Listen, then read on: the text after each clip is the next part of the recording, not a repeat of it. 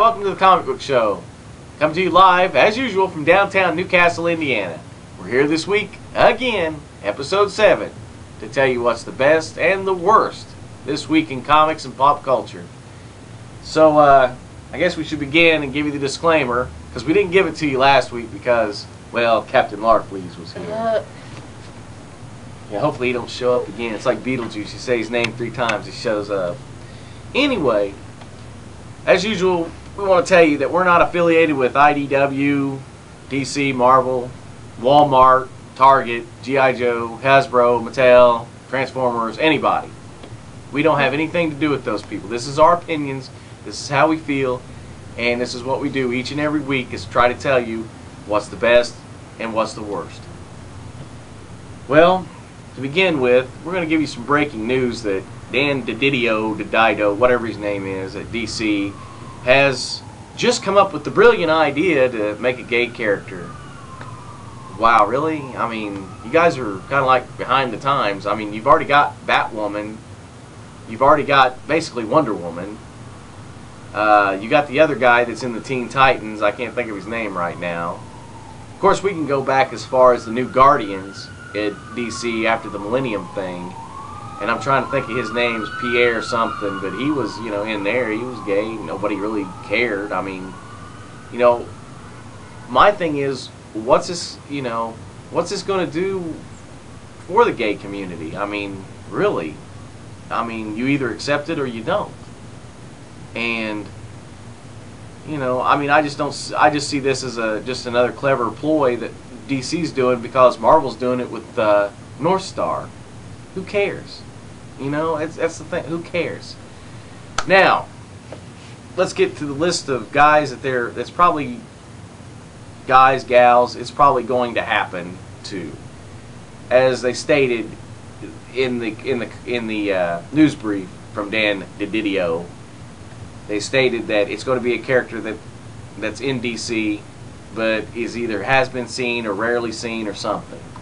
So here's your list of 4 characters, possibly 5, that's going to probably turn out to be the gay guy. So here we go. 1, Robin. Which Robin? Probably Tim Drake. 2, the Red Hood. Wow, shockers on that. 3, Wonder Woman, but that would be just too obvious. 4, the Flash. I'm not sure which one. I'm kind of leaning toward Barry Allen, but then again, it could be Wally West, who hasn't shown up, but I'm sure will show up on Earth too. Of course, 2 others we've got to consider is the Alan Scott Green Lantern, and as much as I hate to say this, Alfred Pennyworth. I mean, why? I thought Alan Scott had a daughter. He does. That's but they changed the whole Earth 2 thing. Jade was his daughter. But, you know, anyway, I mean, does it really matter? I mean, do we really have to, you know, go here, go there?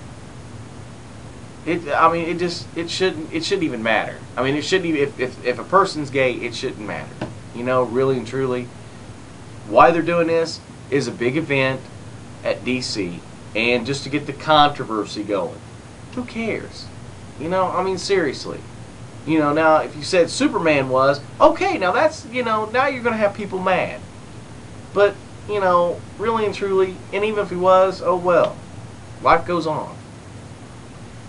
What was this? Let's see, the second big news of the week. I can't even think of it. Well. Oh, they're still talking about the crisis at DC that's they're gonna. Me personally, I believe they're gonna return everything back to normal. Oh, thank goodness, because the whole 52 stories, they're kind of getting a little. They're too dark. I mean, they're really dark and gritty, and like I said before, and like I've said 100 times, it's just Jim Lee's interpretation of the DC universe, along with Rob Liefeld and everybody else. So that's it. I mean, really and truly. But anyway, I don't know. I mean, every time I read DC, I get more and more confused because they have continuity going here, continuity going there. Nobody knows what's going on with Superman. Nobody knows that this is happening. It's just like Batman, and I'll get to it just a little bit.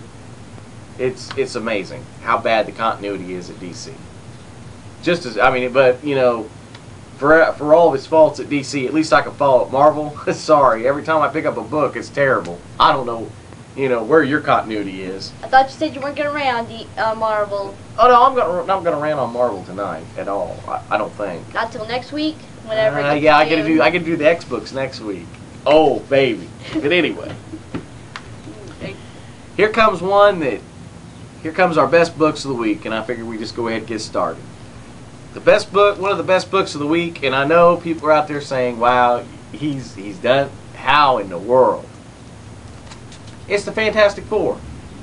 Fantastic Four 606. Hickman and Garney actually have hit on something with this book, and it's amazing because I didn't think the guys had it in them. Or, I'm sorry. Yeah, it was Hickman. Yeah, I'm thinking of the other book. Yeah, Hickman. Jonathan Hickman, I'm sorry. Yeah, they finally hit on something that's kind of nice. They actually took the Fantastic Four back to their humane roots and actually are doing something with the group. This is classic. I've got to say, this is a classic story. This shows how humane the Fantastic Four are. What kind of people that they are, instead of these X-Men that just go out and beat people up. This is a good book. This is classic. I got to hand it to him. Even Garney's work. Now, and let me say this straight up. 100%, I thought the man would never amount to anything. Because his work in Captain America was okay, but it never went nowhere. This is good. I mean, the artwork is really good. Fantastic Four actually makes me want to pick up the rest of them and read them and see what's going on. I mean, it's good. And I want to tell you what they're doing, but I can't, because you've got to read it. I mean, whose life they're saving is just, once again, classic. I can't say anything. I can't say any more because I really don't want to ruin the story for you. Now, when we get to the worst ones, I'll ruin the story for you. Those are always the most fun to ruin.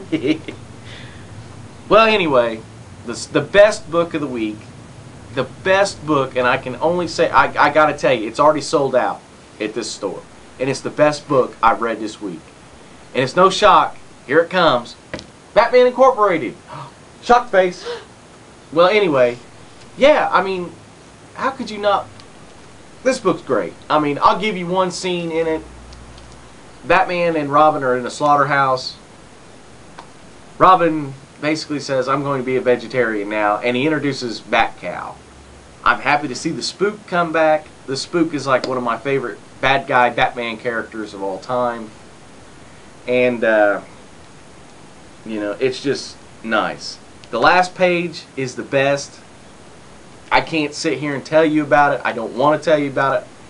I just, it's so hard not to say it, though. Awesome. I mean, just awesome. It's one of the best Batman stories I've read in a long time. Once again, I mean, this book blows the Night of the Owls out of the water. One of the coolest things is when the Bat characters get together, all the Batmen of the world. Inside the Batcave West, there's some costumes on the wall. And they talk about the outsiders. Metamorpho particularly. Metamorpho, as far as I know, has only been shown in one little clip in the Justice League story.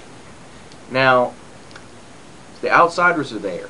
Now, if there's outsiders, how is that possible? If DC went back and redone all the continuity. So anyway, good book. Please buy it. Grant Morrison, awesome. Alright, well, we'll take a break. We'll be right back. Bye. I'm not Darkseid!